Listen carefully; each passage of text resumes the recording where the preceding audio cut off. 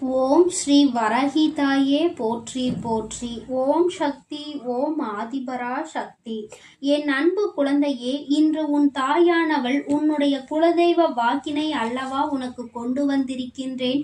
என் குழந்தையே, உன்னுடைய குலதெய்வம் உனக்கு எல்லாம் அவர்கள் மட்டுமே. அவர்களை தாண்டிதான் இந்த தாயானவள் உனக்கு இஷ்ட தெய்வமாக இருக்கிறாள் என்பதை நீ மறந்து விடாதே. என் குழந்தையே, நீ எந்த காரியத்தை செய்ய தொடங்கினாலும் உன் குலதெய்வத்தை வணங்கிவிட்டுதான் என்னிடம் வருவாய். என் தங்கமே, முதலில் நீ ஒன்றை புரிந்து கொள். உன் மீது அதிக அக்கறை கொண்டவர்கள் உன்னுடைய வாழ்க்கையில் நடக்கின்ற கஷ்டங்களுக்கும் நஷ்டங்களுக்கும் பொறுப்பு அவரே ஆவார். அவர்களை ஒருபோதும் நீ மறக்க கூடாது. அவர்களுக்கு செய்யக்கூடியதை நீ கட்டாயமாக செய்துவிட வேண்டும். அவர்களின் மனது குளிர்ந்தால்தான் உன்னுடைய வாழ்க்கை நல்லபடியாக இருக்கும். எந்த ஒரு கஷ்டம் ஆனாலும் சரி, எந்த ஒரு தீய சக்தி ஆனாலும் சரி, அவர்களை தாண்டிதான் உன்னை தொட முடியும். அவர்கள் எப்பொழுதுமே உனக்கு பாதுகாவலாக நின்று கொண்டிருப்பார்கள். என் தங்கமே, இப்பொழுது உன் குலதெய்வம் உன்னிடம் பேச ஆசைப்படுகிறார்கள்.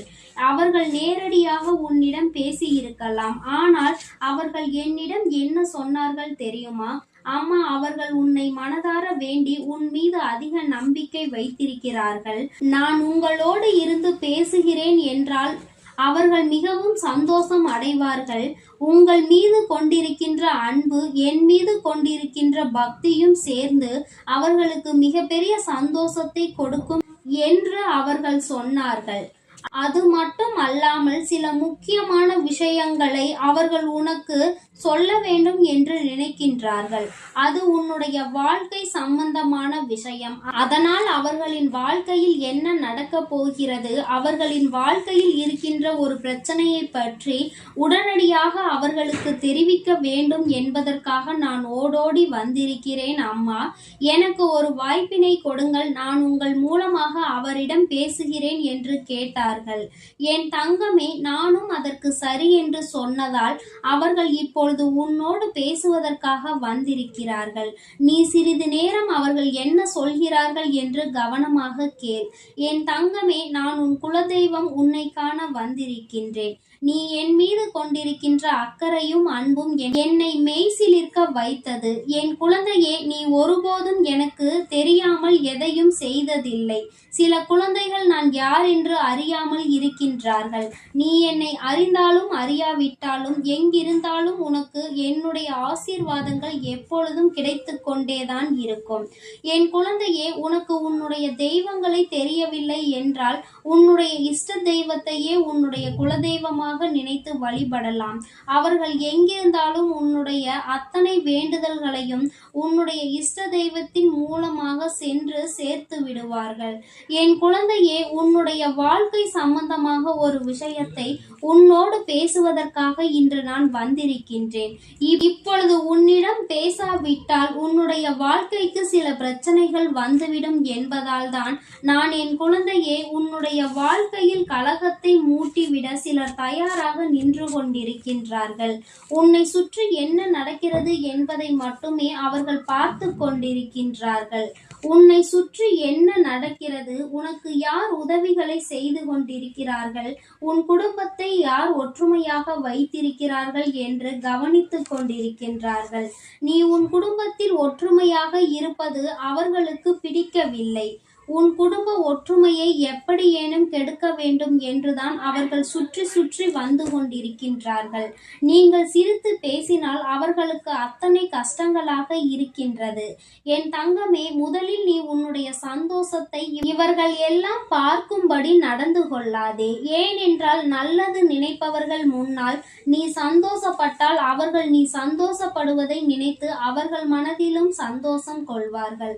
ஆனால் உன்னை சுற்றி இருக்கின்ற சிலர் நீ சந்தோஷம் அடைந்து விட்டால் அதற்கென்று தனியாக வேதனைப்படுகின்றார்கள். இவர்கள் கண்கள் உன் மீது பட்டால் நிச்சயமாக உனக்கு மிகப்பெரிய கண் திருஷ்டி பட்டுவிடும் என்பதை நீ நினைவில் வைத்துக்கொள். என் குழந்தையே, அது மட்டும் அல்லாமல் உன்னுடைய வாழ்க்கையில் உனக்கென்று இருக்கின்ற ரகசியங்களை நீ யாருடனும் பகிர்ந்து கொள்ளாதே. நீ ஒருவருடன் பகிர்ந்து கொள்ளும் பொழுது உன்னுடைய கஷ்டங்களை அவர்கள் எப்படி எடுத்துக்கொள்வார்கள் என்பது உனக்கு தெரியாது. முடியாது. உன்னிடம் நல்ல பிள்ளை போல் கதையை கேட்டுவிட்டு இன்னொருவரிடம் சொல்லி அதனை சிரித்து கொண்டிருக்கின்றார்கள். உன் அம்மா அதனை நான் கண்டதினால்தான் ஓடோடி வந்து அதனை வேதனையோடு உன்னிடம் தெரிவிக்க வந்தேன். நீ நம்புகின்றவர்கள் எல்லாம் உன்னை ஏமாற்றுகிறார்கள். என் குழந்தையே, அவர்கள் உன் பின்னால் நின்று உனக்கு சதிவேலையை செய்து கொண்டிருக்கின்றார்கள். நீ இது போன்றவர்களிடம் எப்பொழுதுமே கவனமாக இருக்க வேண்டும். நம்முடன் இருப்பவர்களே நமக்கு துரோகங்களை செய்வார்கள். வாழ்க்கையில் அதிகமாக அவர்கள்தான் இப்பொழுது நிறைந்திருக்கின்றார்கள். அதனால் இவர்களிடம் நீ எப்பொழுதும் கவனமாக இருக்க வேண்டியது மிகவும் அவசியமாகிவிட்டது. நீ இப்பொழுது நினைக்கலாம், அம்மா அப்படி செய்வது யார் என்று எனக்கு தெரியவில்லையே என்று. என் குழந்தையே, நீ நன்றாக சிந்தித்து பார். யாருடன் அதிகமாக உன்னுடைய விஷயங்களை பகிர்ந்து கொள்கிறாய் என்று. அது மட்டுமல்ல, யார் உன்னிடம் துருவி துருவி உன் குடும்ப விஷயங்களை பற்றி கேட்கிறார் என்று.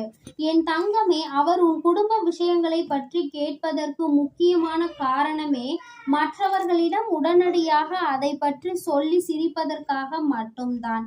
என் தங்கமே, அவர்கள் இன்று சிரிக்கலாம், இன்று அவர்களுக்கு அது சந்தோஷத்தை கொடுக்கலாம். ஆனால் எப்பொழுதுமே அப்படியே அவர்கள் நிலைமை இருக்காது.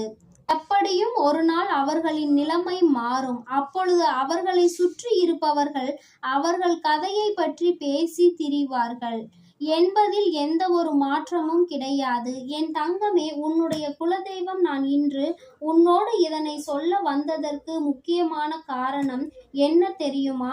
அவர்கள் இது போன்ற செயல்களை செய்து உன் குடும்பத்தில் மிகப்பெரிய பிரச்சனைகளை உருவாக்க காத்து கொண்டிருக்கிறார்கள்.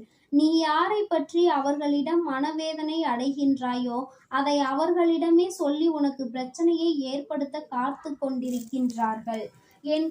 அதனால் என் குழந்தையே, நீ இவர்களிடம் சற்று கவனமாக இரு. எந்த ஒரு ரகசியத்தையும் வெளிப்படுத்த வேண்டாம். நான் உன் குலதெய்வம், உன் குலத்தை காக்கின்ற தெய்வம் அல்லவா? குலதெய்வம் எல்லோரையும் தன்னுடைய பிள்ளைகளாக தான் நினைப்பார்கள். ஆனால் என்னுடைய குழந்தை தவறு செய்தால் அதை கண்டிக்க வேண்டிய பொறுப்பும் எனக்கு இருக்கின்றது அல்லவா? உனக்கு துரோகங்களை செய்கின்றவர்களை நிச்சயமாக நான் தட்டி கேட்பேன். ஆனால் இனிமேலும் தெரிந்துவிட்ட பிறகும் அவர்களிடம் பழக்கத்தை வைத்து கொள்ளாதே.